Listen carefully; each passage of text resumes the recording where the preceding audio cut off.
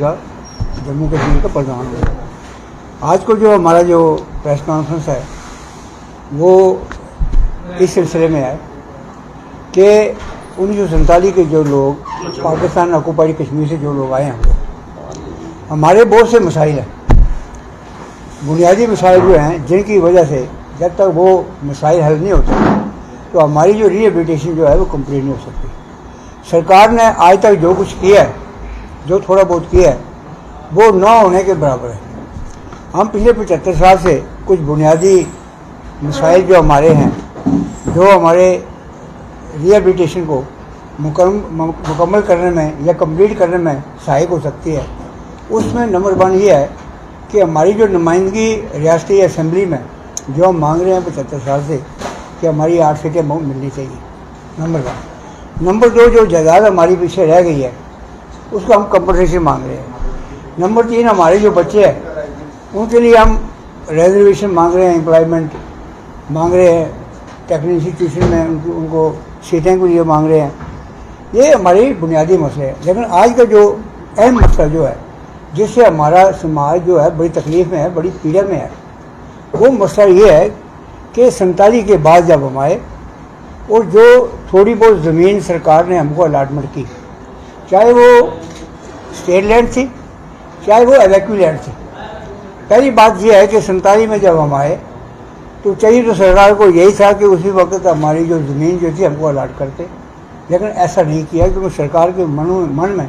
बेईमानी थी, एक साजिश थी। और हमारी जो अलाटमेंट शुरू की उन्होंने ठीक 7 साल के बाद, यानी कि 1953 और 54 में उन्होंने शुरू की। तो 53-54 तक जो अलाटमेंट हमारी हुई, उसमें क्या हुआ कि जो ज़मीनें हमको अलाट की गई वो ऑलरेडी इन 7 सालों में लोकल ने या जो इन्फ्लुएंशियल लोग थे उन्होंने अपने कब्जे में कर ली। और जब हमारे लोगों को अलाटमेंट ऑर्डर मिले, हम वो ज़मीनें उनके पास लेने के लिए गए तो वो ज़मीनें उन्होंने छोड़ी नहीं, हमको पोजीशन नहीं दिया उन ज़मीनों को। हमने सरकार को अप्रोच किया,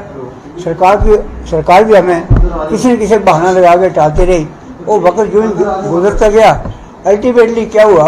कि हमारे लोगों को कोर्ट में लिटिगेशन के लिए जाना पड़ा कि ये हमें अलाटमेंट ज़मीन हुई है और हमें आज तक पोजीशन नहीं मिले। एक तो ये कारण था। दूसरा कारण ये था कि जब हम लोग कैंपू से डिस्पर्स हुए, डिस्पर्सल हमारी कैंपू से हुई, तो 53-54 में कठुआ से लेके जम्मू तक डिफरेंट लोकेशन में हमारे लोगों को बसाया गया। और जो ज़मीनें अलाट की वो हमारे घरों से मीलों दूर थी और वो ज़मीनें भी 2-2 गाँव में थी और 2 गाँव में भी कहीं 1.5 किलोमीटर 2 किलोमीटर का फर्क था।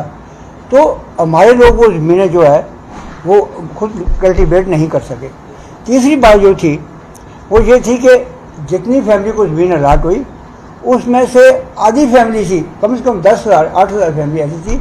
जिनके पास बिलो सैंक्शन स्केल थी। क्योंकि सरकार ने जब ये प्रोसेस शुरू किया था तब उन्होंने एक स्केल बनाई अलाटमेंट की एज पर the strength of the family members. तो उसके बाद क्या हुआ कि आधे लोग जो थे, कम से कम 8 से 10,000 फैमिली ऐसी थी जिनको ज़मीन बिलो सैंक्शन स्केल से मिली। जब ज़मीन एक आदमी को 10 कनाल या 15 कनाल मिलती है, उसके 5 या 6 आदमी खाने वाले हों, तो वो 10-15 कनाल को कल्टीवेट करेगा और पूरा साल इंतजार करेगा, तो वो हमारे लोगों के लिए मुश्किल थी। तो हमारे लोगों ने क्या किया कि वो ज़मीनें जो थी कोई टेनेंट को दे दी, 10 कनाल 5 कनाल किसी को दे दी, उनसे जो थोड़ा बहुत मिलता था तो वो ले लेते और बाकी अपना गुजारा जो है बाकी तरीके से करना शुरू हो। और जब हमने वो पोजीशन लेने की बात की तो वो लोग कहते जी हम तो पोजीशन देंगे नहीं आपको। तो क्या डिमांड करना चाहते हैं? हमारी डिमांड ये है कि जितने कानून पास हुए हैं, एग्री रिफॉर्म एक्ट जो है, हमने बड़ी जदोजहद की है जम्मू कश्मीर शहनाज स्टेशन कमेटी में, और बाकायदा एग्री रिफॉर्म जो एक्ट है उसमें हमारे लिए सरकार ने कंसेशन दी हैं, लेजिस्लेशन हुई है वहाँ पे कि इनकी ज़मीन जो है कोई रख नहीं सकता, इनके ऊपर कोई कानून जो है वो हावी नहीं हो सकता, क्योंकि जो एग्री रिफॉर्म एक्ट का शेड्यूल 2 है उसमें जितनी भी ज़मीनें फॉल करती हैं उनके ऊपर कोई कानून जो है एप्लीकेबल नहीं है। और इतने क्रिस्टल क्लियर कानून होने के बावजूद भी जब भी हमारे लोग जाते हैं तहसीलदारों के पास, पटवारियों के पास, वो उन लोगों के साथ भी कनाइवेंस है, उनके साथ मिले होते हैं। और हमारे लोग जो आज तक पिछले 70 साल से बहुत दरबदर हो रहे हैं, और जितनी थोड़ी बहुत ज़मीन हमको मिली है, और मैं एक बात और इसमें ऐड करना चाहता हूँ, जो ज़मीनें सरकार ने हमको अलाट की है, उस ज़मीनों की बाकायदा सरकार ने कीमत ली हमसे। 1960 में एक एसग्रेशिया ग्रांट मिली हमको 3500 की, और 2500 रुपया सरकार ने उन ज़मीनों को काट लिया। चाहे मेरे पास 10 कनाल ज़मीन थी, चाहे मेरे पास 30 कनाल ज़मीन थी या 25 कनाल ज़मीन थी, मत irrespective of quantum of land, किसके पास कितनी ज़मीन है उसके हिसाब से पैसा कटना चाहिए था। लेकिन उन्होंने एक ही यार्ड स्टिक लगाई और सभी से 2500 रुपया जो था 3500 में काट लिया। जो 1000 रुपया बाकी था वो हमने एक इम्प्लीमेंट एग्रीकल्चर इम्प्लीमेंट लेने के लिए सरकार ने हमको लोन दिया था 500, और वो इंटरेस्ट वो पैसे काट के बराबर कर लिया। तो ज़मीनें जो हमको मिली हैं वो थोड़ी बहुत मिली हैं, उसके लाभ बड़े को क्लियर हैं, कानून बड़े क्लियर हैं, लेकिन कोई जो सरकार जो है उन कानूनों को इम्प्लीमेंट करने के तैयार नहीं है। डबल बेंच हाई कोर्ट की जजमेंट है हमारे पास, क्लियर कट उन्होंने लिखा है कि जम्मू कश्मीर का जो शरणार्थी है 47 का पीओ जगह का, उसकी ज़मीन कोई रख नहीं सकता, क्योंकि वो ज़मीन उसको गुजारे के लिए मिली है, चाहे 10 कनाल या 15 कनाल या 20 कनाल मिली है, वो रख नहीं सकता। और जजमेंट होने के बावजूद भी एग्री रिफॉर्म एक्ट जो है बड़ा क्लियर होने के बावजूद भी तहसीलदार पटवारी जो हैं वो मनमानियाँ करते हैं। हमने ये बात देशों व पिछले 75 साल से लगातार सरकार को नोटिस में ला रहे हैं, और अफसोस है कि सरकार को उसके कानून पे जूम ही नहीं रिंगती है। तो हम ये हमारी ये डिमांड ये सरकार से आज भी है कि आपके पास एक कानून बना हुआ है, एक लेजिस्लेशन हुई है, उसकी रिस्पेक्ट करनी चाहिए, लॉ को इम्प्लीमेंट करना चाहिए कम से कम। अगर लॉ इम्प्लीमेंट करती है, हम कहते हैं कि अगर लॉ हमको सपोर्ट नहीं करता हमें ज़मीनें मत दो। अगर लॉ हमको सपोर्ट करता है, लॉ क्लियर है, तो जिनके पास नाजायज़ ज़मीन है, जिनके पास हमने भरोसा करके ज़मीन रखी थी, उनसे ज़मीनें सरकार लेके हमको दे, और तहसीलदारों को बाकायदा हुक्मनामा जारी हो, एडवाइजरी जारी हो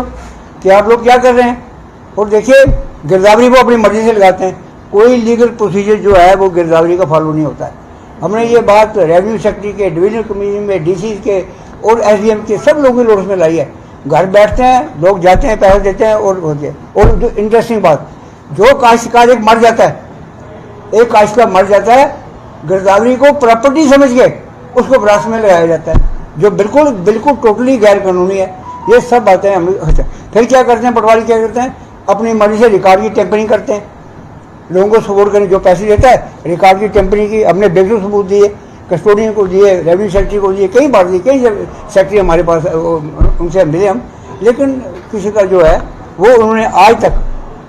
तक इस हमारी सुनवाई जो नहीं हुई। आपके माध्यम से हम आपका बहुत शुक्रगुजार हैं कि जम्मू के मीडिया जो है, प्रिंट मीडिया या इलेक्ट्रॉनिक मीडिया, जब भी हमने आपको तकलीफ दी आपने हमारी सपोर्ट की है, और आपकी सपोर्ट की वजह से ही जो थोड़ा बहुत हमको मिला है वो आपकी सपोर्ट की वजह से मिला है। और आज भी हम ये जो बड़ा अहम इशू हमारा, इसमें मैं कहूँगा कि कम से कम 5 से 7-8 हज़ार फैमिली जो है वो इन्वॉल्व है, कठुआ से लेकर पुणे तक वो इन्वॉल्व है,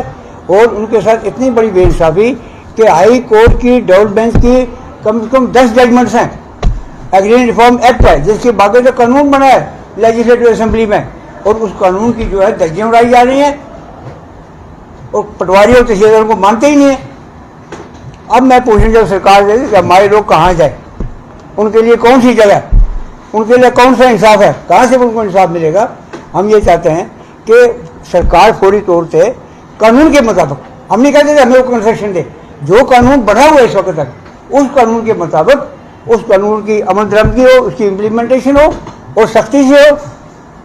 और हमें ज़मीनों के कब्जा जात जो है वो हमें दिलाई जाए हमारे लोगों को, क्योंकि 75 साल से लगातार हम लोग इस जदोजहद में हैं। और हम बहुत शुक्रगुजार होंगे सरकार के, गवर्नर साहब को हमें भी अपील करते हैं कि वो करें। और दूसरी बात, अब ये भी मांग करते हैं कि जिन पटवारी और तहसीलदारों ने रिकॉर्ड में टेम्परिंग की है,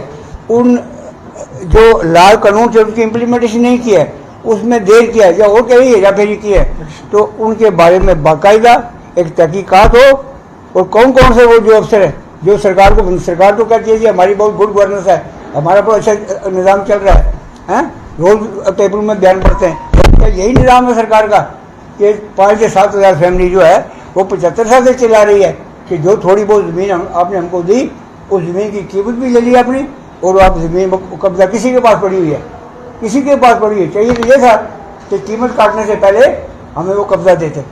लेकिन नहीं ऐसा सरकार ने किया। तो फिर हम मांग करते हैं आपके माध्यम से सरकार से, गवर्नर साहब से अपील करते हैं कि वो सेक्रेटरी जो रेवेन्यू है हमारे डॉक्टर पीयूष सिंगला साहब से अपील करते हैं कि सख्ती से साथ इस मसले को निपटा जाए, इस मसले को स्टडी किया जाए, हमारी बात सुनी जाए, ऐसे ढंग से जाए, कानून देखा जाए कि हम क्या ठीक कहते हैं या गलत कहते हैं। अगर हम ठीक कहते हैं तो कम से कम सरकार को कानून की अमल दरामदी करनी चाहिए, ताकि उससे हमारे लोगों को बहुत बड़ी राहत मिलेगी। Thank you so much.